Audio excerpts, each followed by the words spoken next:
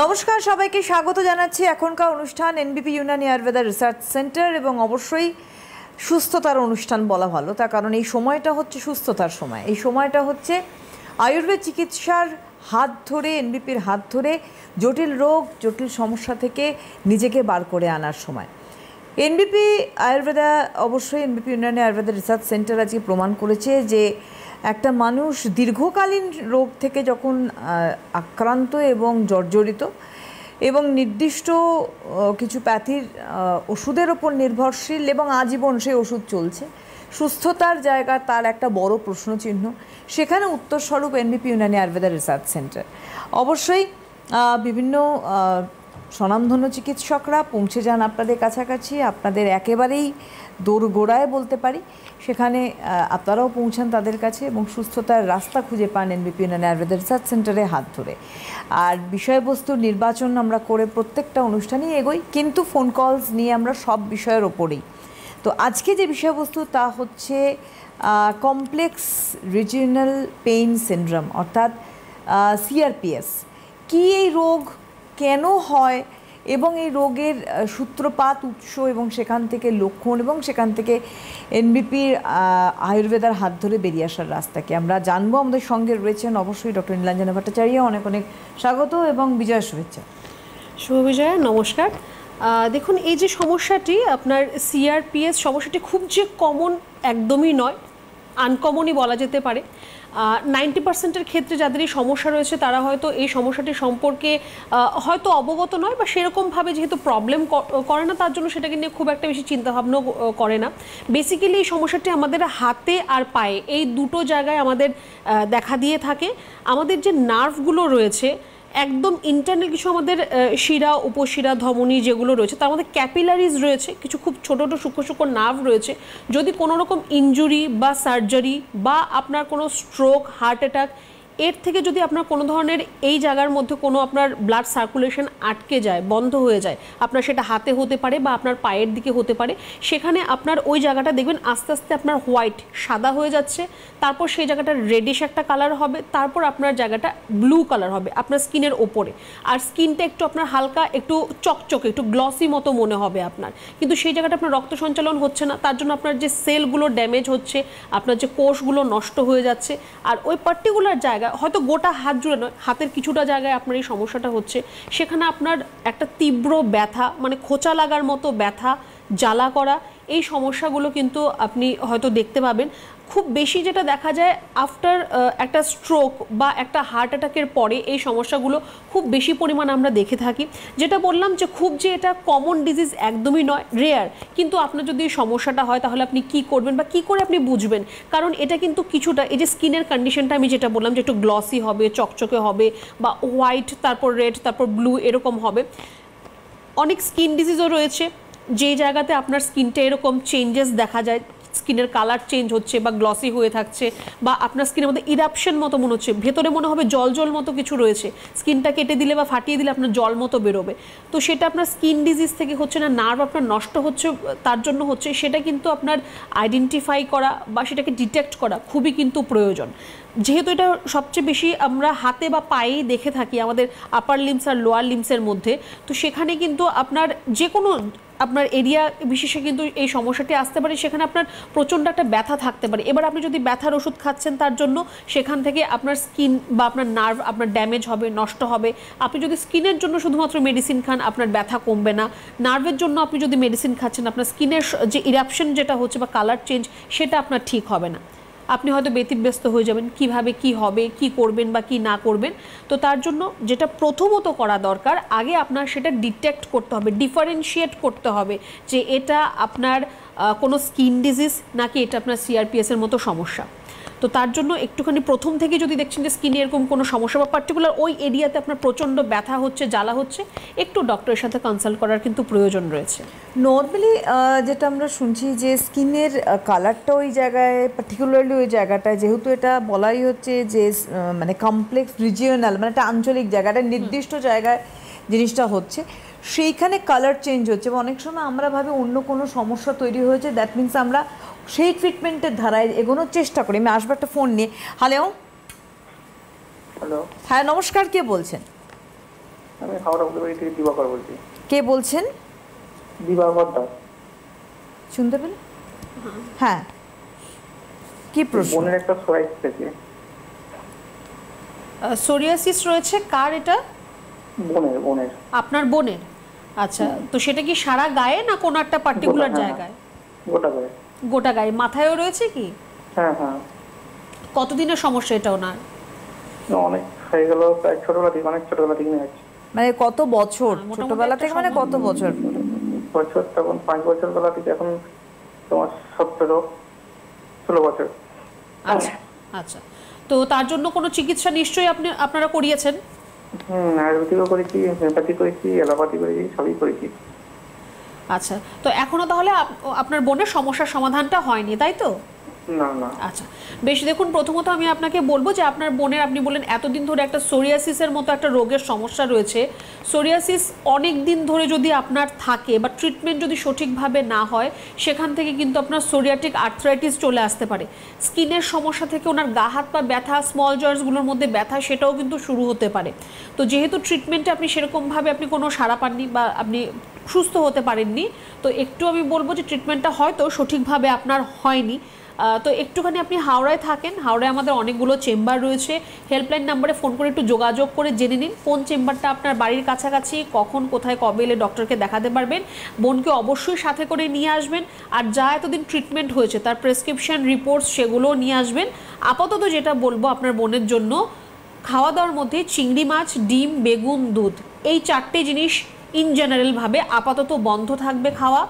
যদি ব্যথা হয়, ব্যথার কোনো ওষুধ খাবে না, ব্যথার ওষুধ খেলে স্কিনের সমস্যা বাড়বে, তো ব্যথার ওষুধ খাওয়া একদমই চলবে না।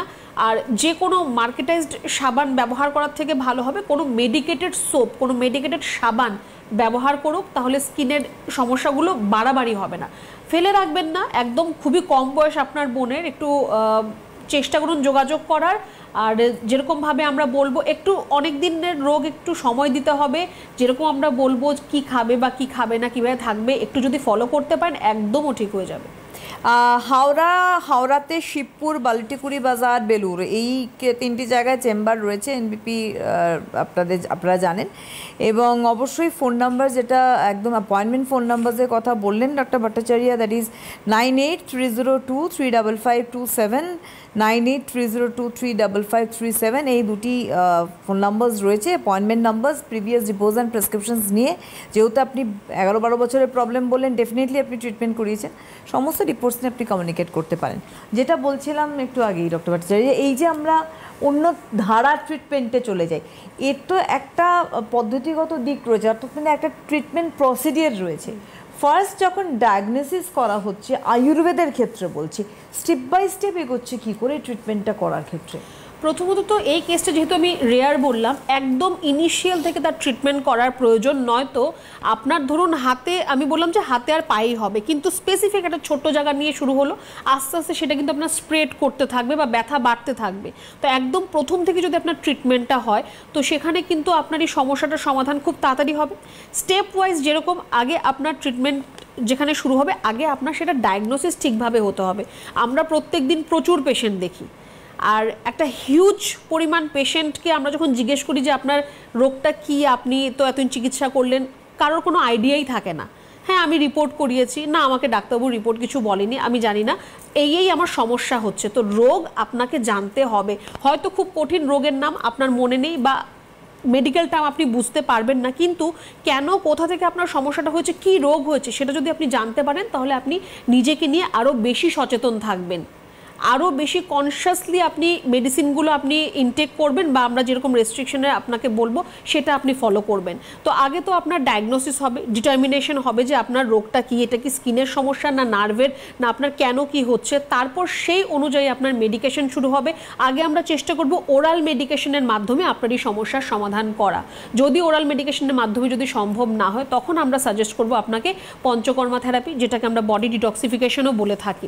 যেহেতু নার্ভের প্রবলেম, নার্ভ আপনার স্টিমুলেট করতে হবে, নার্ভ আপনার কম্প্রেসড রয়েছে, ব্লাড সার্কুলেশন ঠিকভাবে হচ্ছে না, সেই নার্ভটাকে স্টিমুলেট করতে হবে। তো তার জন্য থেরাপি প্রয়োজন রয়েছে। কিছু কিছু ক্ষেত্রে কিছু কিছু ডিজিজের জন্য আমরা একদম প্রথম থেকে ইনিশিয়াল থেকে আমরা বলি পঞ্চকর্মা থেরাপির প্রয়োজন, সেটা কিন্তু সিভিয়ারিটি বেস করে, কার রোগটা কতটা সিভিয়ার তার উপর বেস করে কিন্তু থেরাপি হবে। প্রত্যেক পেশেন্টকে আমরা প্রথম দিন লিখি না যে আপনি পঞ্চকর্মা থেরাপি করান। হাঁটু ব্যথার পেশেন্ট আমার কাছে আসে যে কিনা 7 দিনের প্রবলেম, কেউ আসে 7 বছরের, কেউ আসে 17 বছরের। তো যে 17 বছর তাকে আমাকে প্রথম দিন লিখতে হবে, কারণ তার এখন অস্টিওআর্থ্রাইটিস গ্রেড 1 থেকে গ্রেড 3 বা 4 চলে এসছে। তো সেরকমভাবেই আপনার প্রত্যেকটা ডিজিজের ক্ষেত্রে সিভিয়ারিটি অনুযায়ী তার থেরাপি বা তার মেডিসিন, তার ডোজ প্রত্যেকটা কিন্তু নির্ধারণ করা হয়। প্রত্যেকজন পেশেন্টের জন্য কিন্তু প্রত্যেকটা মেডিসিনের কাজ বা ডোজ প্রত্যেকটা আলাদা হয়। একদম আসবো আমরা। হ্যালো হ্যালো হ্যালো, নমস্কার, কে হ্যালো, বলছেন? নমস্কার, আমি বৈশাখ থেকে বলছি, বিজয় দত্ত। হ্যাঁ বলুন। হ্যালো, হ্যাঁ বলুন, আমার শুনে। ভাই তো আমার ভাই তো 2 বছর আগে মানে কিডনিতে পাথর হয়েছিল, অপারেশন করা হয়েছিল। হ্যাঁ, এখন আবার পাথর অপারেশন করার পর এখন আবার পাথর দেখা দিয়েছে 8 mm। এখন এই এমত অবস্থায় আমরা কি করবো এখন? হ্যাঁ, 2 বছর আগে মানে 10 mm পাথরটা ছিল, এখন আবার পাথর অপারেশন করার পর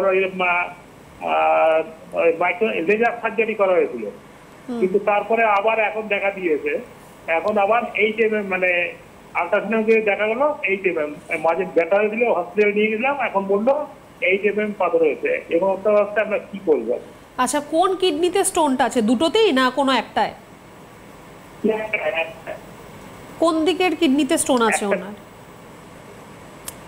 ডান দিক না বাদিক, কোন দিকের? আমি এখন বলতে পারছি বেশ, ঠিক আছে। ঠিক আছে, ওনার যে কিডনিতে আগে স্টোন হয়েছিল, আপনারা যে সার্জারি করালেন, সেই কিডনিতেই কি আবার হয়েছে? হ্যাঁ, সেই কিডনিতে সেখানে হয়েছে। হ্যাঁ, আচ্ছা, একটু বয়সটা বলবেন তার। বয়স 35 বছর। বেশ বেশ, ঠিক আছে, আপনি শুনতে থাকুন। দেখুন, আপনাদের যে আপনি যার জন্য বললেন, আপনি ওর 35 ইয়ার্স আগে একবার স্টোন হয়েছিল, 1 বছর আগেই আপনারা সার্জারি করলেন, আবার তার স্টোন হয়েছে। আমার মনে হয় যখন আপনি সার্জারি করিয়েছেন তখন আপনার ডাক্তারবাবু, যেটা নিয়ম, হয়তো উনি আপনাকে এই কথাটা বলেই দিয়েছে যে একবার স্টোন হয়েছে, আমরা সার্জারি করছি, আর হবে না এমন কোনো কথা নেই। আমার মনে হয় এই কথাটা বলেছে। আর যদি না বলে হয়ে থাকে তাহলে আপনাকে মিসগাইড করা হয়েছে, সরি টু সে দ্যাট, কিন্তু আপনাকে মিসগাইড করা হয়েছে। স্টোন এরকমই যে আপনার অপারেশন করে নিয়েছেন বলে আর হবে না, সেটা কিন্তু কেউ কোনোদিনও বলতে পারবে না। আপনারা সেটা নিজেরাই দেখতে পাচ্ছেন। আর সেম যেই কিডনিতে আপনারা আগে অপারেশন করলেন তার মধ্যেই কিন্তু হয়েছে। তো সেখান থেকে আপনাকে যেটা বুঝতে হবে, কাটাছেঁড়া তো আপনি সবসময় করতে পারবেন, লাস্ট অপশন আপনার জন্য। তো কাটাছেঁড়া না করে যদি আপনার সমস্যার সমাধানটা হয়, তাহলে আপনি কেন সেটা বেছে নেবেন না? তো অবশ্যই তার একটা রাস্তা রয়েছে, যেহেতু ওর রেনাল স্টোন রয়েছে, কিডনিতে স্টোন, তার বের হওয়ার একটা রাস্তা রয়েছে, সেটা নিয়ে খুব চিন্তার কোনো কারণ নেই। একটু বড় সাইজ রয়েছে, 8 mm, সামান্য বড় সাইজ রয়েছে। পর্যাপ্ত পরিমাণ জল খেতে হবে, আর ফিজিক্যাল অ্যাক্টিভিটি, এক্সারসাইজ এগুলো করতে হবে। তার পাশাপাশি ট্রিটমেন্টটা সঠিক জায়গায় সঠিকভাবে করতে হবে। বসিরহাট থেকে আপনি ফোন করছেন, একটু আপনি যোগাযোগ করুন যে কোন চেম্বারটা আপনার জন্য সুবিধে হবে। যা লাস্ট রিপোর্টস রয়েছে, প্রেসক্রিপশন যাই রয়েছে, সেগুলো নিয়ে এসে একটু তাড়াতাড়ি যোগাযোগ করুন। অপারেশনের কথা ভুলে যান, একবার করে আপনি ট্রাই অ্যান্ড টেস্টেড, আপনার দেখা হয়ে গেছে, এবার আপনি সেটা ভুলে যান। শুধুমাত্র মেডিসিন দিয়ে আপনার এই সমস্যার সমাধান হবে। আজকে যেরকম ফোন করে বললেন যে হয়েছিল, তারপর আবার হলো, নেক্সট আবার ফোন করে বলবেন যে এবার উনি কতটা কি ভালো আছে, আর একবার যদি সারে দ্বিতীয়বার সেটা আর ঘুরে আসবে না, সেইটুকু জায়গা আমরা আপনাকে তৈরি করে দিতে পারবো। একেবারেই তাই। আমি একটুখানি আপনাদের বলে রাখি চেম্বারগুলো পরপর করে, আমি তারপরে একটা প্রশ্ন আমার মাথায় এসছে, সেই প্রশ্নটা করবো আমি ডক্টর ভট্টাচার্যকে। প্রথমত বলবো যে আগামী কাল 11th of October Asansol chamber রয়েছে, ডক্টর বি শর্মা সেখানে থাকছেন। 11th অক্টোবর বর্ধমান চেম্বারে থাকছেন ডক্টর এন ভট্টাচার্য নিজে। 11th অক্টোবর মালদায় চেম্বার করছেন doctor S Ghoshal. 11th October Jhargram chamber করছেন doctor A Haldar. 12th October Kakdwip chamber করছেন doctor S Khan. 12th October Silchar chamber করছেন doctor S Bhaduri. 12th October Durgapur chamber করছেন doctor N Bhattacharya. 12th October Cooch Behar chamber করছেন doctor S Ghoshal. 12th October বাঁকুড়ায় chamber করছেন doctor A Haldar. 12th October Bolpur chamber করছেন doctor B Sharma নিজে। 13th October পুরুলিয়ায় থাকছেন doctor A Haldar. 13th October Gangarampur chamber করছেন doctor S Ghoshal. 14th October Arambagh chamber করছেন doctor A Haldar. 18th October Kharagpur chamber করছেন doctor N Bhattacharya. 18th October Siliguri থাকছেন doctor S Ghoshal. 18th October Baharampur থাকছেন doctor B Sharma নিজে। 19th অক্টোবর গুয়াহাটিতে চেম্বার করছেন doctor S Ghoshal. 19th October আগরতলায় থাকছেন doctor N Bhattacharya. 19th October Krishnanagar chamber করছেন doctor B Sharma. 27th October Alipurduar chamber করছেন doctor S Ghoshal. 28th October অর্থাৎ 28শে অক্টোবর হেরিয়ায় চেম্বার করছেন ডক্টর বি শর্মা নিজে। 29th অক্টোবর মেচেদায় চেম্বার করছেন ডক্টর এন ভট্টাচার্য।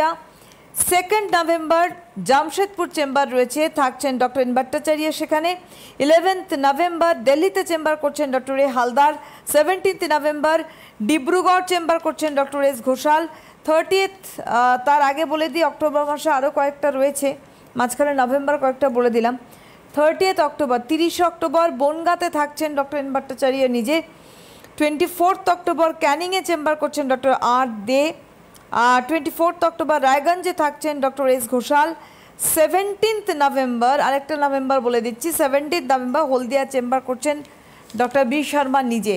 এছাড়া আমি একটু আগেই বললাম হাওড়া চেম্বারের কথা, হাওড়া শিবপুর বাল্টিকুড়ি বাজার বেলুড়ে চেম্বার রয়েছে। হেড অফিস রয়েছে এনবিপির মধ্যমগ্রামে। কলকাতা হাতিবাগান, ল্যান্সডাউন, আমতলা এবং খিদিরপুরে চেম্বার। যে কোনো চেম্বার, সেটা বাইরের হোক এখানকার চেম্বার, সব আপনাদের অ্যাপয়েন্টমেন্ট করতে হবে এই নাম্বারে 9830235527, 9830235537 দুটি ফোন নাম্বারে অ্যাপয়েন্টমেন্ট করে আপনাদের কিন্তু অবশ্যই পৌঁছতে হবে রিপোর্টসগুলো নিয়ে। ডক্টর ভট্টাচার্যের কাছে প্রশ্ন করব, একটু আগে একটা কথা বললেন যে কোনো রোগের স্টেজেস থাকে, তো ডেফিনেটলি সিআরপিএসেরও স্টেজেস রয়েছে। একেবারে প্রথমেই নিশ্চয়ই একটা এক্সট্রিম পর্যায়ে যায় না, তার নিশ্চয়ই কোনো ফার্স্ট স্টেপ বা সেকেন্ড স্টেপ বা একটা প্রাথমিক স্তর বা একটা সিভিয়ারিটি রয়েছে। আমি আসবো একটা ফোন নিয়ে। হ্যালো, হ্যাঁ বলুন। হ্যাঁ নমস্কার, কে বলছেন? হ্যাঁ আমার খুব রাতে খুব যন্ত্রণা। আপনার নাম কি? নামটা আগে বলুন। আমার নাম শান্তি কালেন্দি। কোথা থেকে বলছেন? বাঁকুড়া থেকে। বলুন এবার সমস্যা, বয়স বলুন। বয়স 35। হ্যাঁ এবার সমস্যাটা বলুন।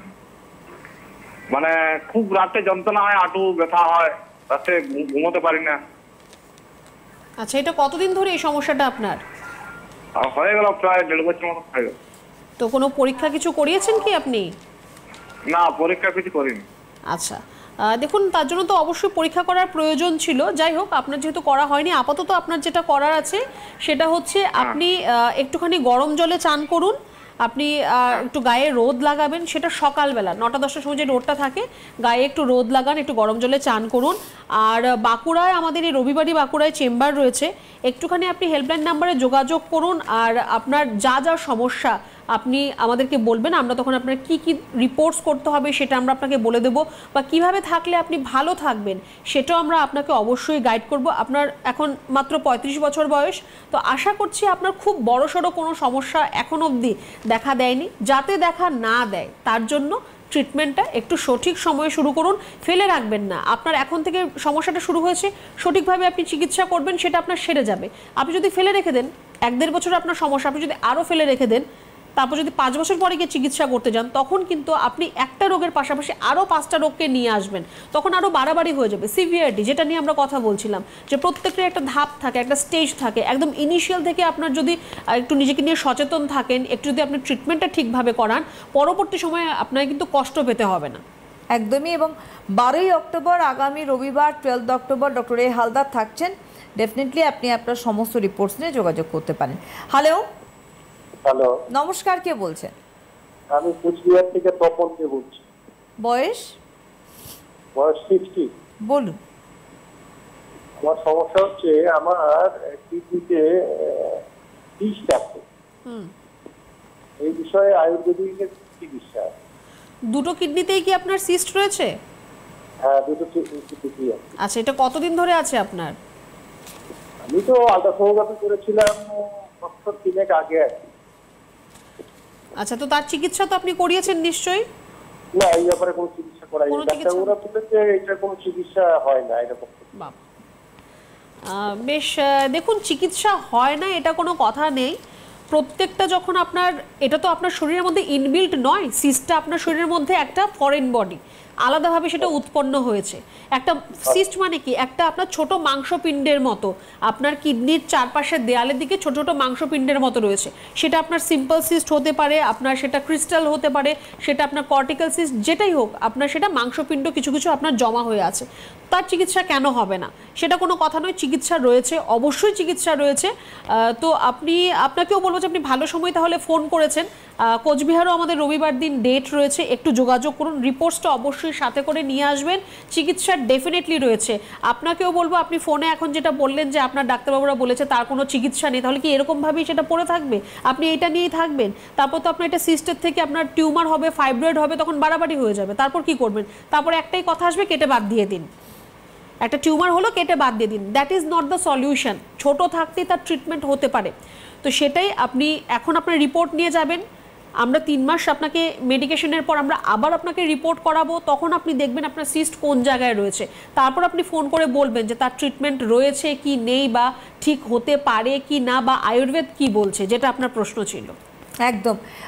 আগামী রোববার অর্থাৎ 12 অক্টোবর কিন্তু কোচবিহার চেম্বার রয়েছে, ডক্টর এস ঘোষাল থাকছেন, আপনি যোগাযোগ করে নিতে পারেন। হ্যালো, হ্যালো, নমস্কার, কে বলছেন? হ্যাঁ আমি পশ্চিম মেদিনীপুর ঘাটাল থেকে বলছি। কি নাম? হ্যাঁ, রিমা গুইন। বয়স? বয়স 52। বলুন, কি প্রশ্ন? আমার না চোখে জল জমেছিল গত বছর আগস্ট মাসে, এর থেকে ডাক্তার দেখিয়ে চিকিৎসা করিয়েছি, তারা ইঞ্জেকশন, একটা ইঞ্জেকশন দিয়েছিল, দিতে তারা এখনো 7-8 মাস ঠিক ছিলাম। তারপরে আপনার বললো যে চোখে আবার একটু জল এসেছে, আবার ইঞ্জেকশন দিতে হবে। তখন আমরা বললাম যে তাহলে কি এটা বারবার বলে, হ্যাঁ যখনই জল জমে তখনই ইঞ্জেকশন দিতে হবে। তা আপনাদের কি কোনো এটার কোনো ট্রিটমেন্ট আছে? আপনার কি সুগারের কোনো সমস্যা রয়েছে? কোনো সুগারের মেডিসিন? না না না না, কোনো সমস্যা নেই। বেশ বেশ, দেখুন আপনার বারে বারে আপনার চোখে জল জমা হচ্ছে কেন? কারণ আপনার যে ল্যাক্রিমেশন ডাক্ট আমাদের চোখের মধ্যে যেটা রয়েছে সেটা আপনার পরিষ্কার নেই। পরিষ্কার না থাকার জন্য জলটা আপনার এভাপোরেট হচ্ছে না। মানে আমাদের কি চোখের দেখবেন অনেক সময় জল জমছে, অটোমেটিক চোখ থেকে জল পড়ছে, আপনার সেখানে ডাক্ট আপনার ব্লকেজ রয়েছে, তার জন্য আপনার চোখের ভেতরেই জলটা জমে থাকছে। তো তার অবশ্যই একটা উপায় রয়েছে, যেটা আমাদের পঞ্চকর্মা থেরাপির মধ্যে নেত্রতর্পণ বলে একটি চিকিৎসা রয়েছে, খুব সুন্দর সেই চিকিৎসাটা। তাতে আপনার এই চোখের যে জল জমে থাকার যে আপনার যে সমস্যাটা হচ্ছে, যে আপনার ল্যাক্রিমেশন ডাক্ট আপনার ক্লগ হয়ে আছে, সেটাও আপনার ওপেন হবে, আর আপনার চোখে যদি কোনো ইমপিউরিটিস, ডার্ট, নোংরা এগুলো থাকে সেটাও আপনার ক্লিয়ার হয়ে যাবে। তো আপনি ঘাটাল থেকে ফোন করছেন, আমার মনে হয় খড়গপুর চেম্বার আপনার জন্য কাছাকাছি হতে পারে, বা মেচেদাও চেম্বারে আপনি একটু খোঁজ নিয়ে দেখে নেবেন কোনটা আপনার জন্য সুবিধে হবে।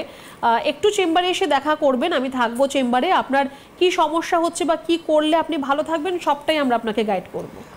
14 October Arambagh chamber doctor A Haldar, আর খড়গপুর চেম্বার রয়েছে 18 অক্টোবর। 18 অক্টোবর খড়গপুরে থাকছেন ডক্টর ভট্টাচার্য নিজে, উনি নিজে থাকছেন 18 তারিখ খড়গপুরে। আপনি একটুখানি যোগাযোগ করে নিন, আমার মনে হয় যে ফোন নাম্বার যাচ্ছে। হ্যালো হ্যালো হ্যালো, নমস্কার, কে বলছেন? আমি প্রিয়া দাস বলছি হাওড়া থেকে। বয়স? বয়স 18। ওকে, হ্যাঁ, কি কোয়েশ্চেন? আমার আসলে সোরিয়াসিসের একটু প্রবলেম আছে, ওই জন্য। সোরিয়াসিস রয়েছে আপনার? হ্যাঁ। আচ্ছা, সেটা কি আপনার সারা গায়ে রয়েছে? হ্যাঁ। মুখে বা মাথায় সেখানেও কি হয়? মুখের চারিদিকে আছে, মাথায়, গোটা বডিতে আছে। আচ্ছা, তো কোনো চিকিৎসা চলছে কি এখন তার? হ্যাঁ, চিকিৎসা তো চালাচ্ছি, কিন্তু কোনো রকম ঠিক হচ্ছে না এটা। বেশ বেশ, দেখুন আপনি এখন যে ট্রিটমেন্টে আছেন, আপনি হয়তো দেখবেন যে যে মেডিসিনগুলো আপনার রয়েছে বা যে ক্রিম বা অয়েন্টমেন্ট যাই আছে সেটা আপনি ব্যবহার করবেন, আপনার ঠিক থাকবে। ব্যবহার করা আপনি বন্ধ করে দেবেন, আবার আপনি আগের জায়গায় আবার ঘুরে চলে আসবেন, তো সেটা তো আপনার পার্মানেন্ট সলিউশন হলো না। এটা হলো আপনার রোগটাকে ধামাচাপা দিয়ে রাখা। তো আপনার 17 বছর বয়স, খুবই কম বয়স আপনার। তো একটুখানি আমি বলবো যে হাওড়ায় আমাদের চেম্বার রয়েছে, একটু যোগাযোগ করুন। একটু আপনার যেহেতু স্কিনের সমস্যা, দেখার প্রয়োজন অবশ্যই রয়েছে, কতটা আপনার স্প্রেড হয়েছে বা কীরকম কী অবস্থায় রয়েছে সেটা একটু দেখার প্রয়োজন রয়েছে। যদি কোনো রিপোর্টস কিছু আপনার করা থাকে বা প্রেসক্রিপশন থাকে, সেটা অবশ্যই সাথে করে নিয়ে আসবেন। চিন্তার একদমই কারণ নেই, একটুখানি আপনাকে সঠিকভাবে শুধু চিকিৎসাটা করতে হবে। আপাতত আমি আপনাকেও বলবো যে চিংড়ি মাছ, ডিম, বেগুন, দুধ এই জিনিসগুলো খাবেন না। এক্সট্রা সল্ট বা লবণযুক্ত খাবার সেগুলো আপনাকে একটু এখন বন্ধ রাখতে হবে। রান্নায় যেটুকু নুন দেওয়া হয় সেটুকু আপনি খান, কিন্তু এক্সট্রা সল্টেড যে খাবারগুলো সেগুলো একটু আপনাকে বন্ধ রাখতে হবে। আমি আরেকবার একটু বলে দিই বরং চেম্বার, কারণ অনেকে ওখানে বসে রয়েছেন, জাস্ট অনুষ্ঠান শেষের দিকে আসছে। আগামীকাল কিন্তু আসানসোলে দেখা হচ্ছে আপনাদের চেম্বারে ডক্টর বি শর্মার সঙ্গে, উনি স্বয়ং যাচ্ছেন সেখানে। আগামীকাল 11 অক্টোবর বর্ধমান থাকছেন ডক্টর এন ভট্টাচার্য, উনি নিজে যাচ্ছেন সেখানে, আপনারা অবশ্যই অ্যাপয়েন্টমেন্ট করবেন। 11 অক্টোবর মালদায় থাকছেন doctor S Ghoshal, 11 October Jhargram থাকছেন doctor A Haldar, 12 October Kakdwip থাকছেন doctor S Khan, 12 October Silchar থাকছেন doctor S Bhaduri, 12 October Durgapur থাকছেন doctor N Bhattacharya, 12 October Cooch Behar থাকছেন ডক্টর এস ঘোষাল, 12 অক্টোবর বাঁকুড়ায় থাকছেন doctor A Haldar, 12 October Bolpur থাকছেন doctor B Sharma, 13 October Purulia থাকছেন doctor A Haldar, 13 October Gangarampur থাকছেন doctor S Ghoshal, 14 October Arambagh থাকছেন doctor A Haldar, 18 October Kharagpur থাকছেন doctor N Bhattacharya, 18 October Siliguri থাকছেন doctor S Ghoshal, 18 October Baharampur থাকছেন doctor B Sharma, 19 October Guwahati থাকছেন ডক্টর এস ঘোষাল, 19 অক্টোবর আগরতলায় থাকছেন doctor N Bhattacharya, 19 October Krishnanagar থাকছেন ডক্টর বি শর্মা, 24 অক্টোবর ক্যানিংয়ে চেম্বার করছেন doctor R De, 24 October Raiganj থাকছেন doctor S Ghoshal, 27 October Alipurduar থাকছেন doctor S Ghoshal, 28 October 28 October হেরিয়ায় থাকছেন ডক্টর বি শর্মা, 29 অক্টোবর মেচেদায় থাকছেন ডক্টর এন ভট্টাচার্য, 30 অক্টোবর বনগাঁয় চেম্বার করছেন doctor N Bhattacharya, 2 November Jamshedpur থাকছেন doctor N Bhattacharya, 11 November Delhi থাকছেন doctor A Haldar, 17 November Dibrugarh chamber করছেন doctor S Ghoshal, and 17 November Haldia থাকছেন ডক্টর বি শর্মা। হাওড়ায় চেম্বার রয়েছে, হাওড়া, শিবপুর, বালটিগুড়ি বাজার এবং তার সঙ্গে বেলুড়ে, এবং এছাড়া মধ্যমগ্রামে এনবিপি একদম হেড অফিস রয়েছে আপনারা জানেন। কলকাতায় হাতিবাগান, ল্যান্সডাউন, আমতলা, খিদিরপুরে চেম্বার। 9830235527, 9830235537 অবশ্যই অ্যাপয়েন্টমেন্ট করুন। হ্যালো, হ্যালো, নমস্কার, কে বলছেন? আমি রাজঘাট থেকে বলছি। হ্যাঁ বলুন, কে বলছেন? আমি প্রদীপ ঘোষ বলছি। বলুন। আচ্ছা, আমি সিনিয়র সিটিজেন আছি, ধরুন 72 বছর বয়স। প্রশ্ন বলুন। 15 বছর আগে আমার একটা ব্রেন স্ট্রোক হয়ে যায় হঠাৎ। ওই যে আমার ডান দিকটা পুরো প্যারালাইজ টাইপের হয়ে যায়, একদম হাত পা নাড়াতে পারতাম না, কিছু করে। যাই হোক, এখন ট্রিটমেন্ট করে মোটামুটি দাঁড়াতে পারছি, কিন্তু ডান পাটা আমি সমস্যা হচ্ছে, যদি আমাদের হাতেও সমস্যা, যদি আনসার দিয়ে দেওয়া যায়। আপনার স্ট্রোক থেকে যে সমস্যাগুলো হচ্ছে তার অবশ্যই সমস্যার সমাধান রয়েছে। যেহেতু সবটা কথা আপনার সাথে হলো না, একটু বলবো যে যদি আপনার মনে হয় যে না আপনি আমাদের কাছে চিকিৎসা করতে চাইছেন বা সুস্থ হতে চাইছেন, মোটামুটি আগের মতো একটু চলাফেরা বা কাজকর্ম করতে চাইছেন আপনি, তাহলে একটু বলবো যোগাযোগ করুন, একটু হেল্পলাইন নাম্বারে ফোন করে একটু যোগাযোগ করে নিন। যতটা আমাদের তরফ থেকে সম্ভব আমরা সম্পূর্ণ সাহায্য আপনাকে করব। একদমই আমাদের হাতের সময় একদমই শেষ। আগামী দিনে আবার দেখা হবে। অনেক ধন্যবাদ জানাবো ভট্টাচার্যকে, ধন্যবাদ আপনাদের জানাই, নমস্কার।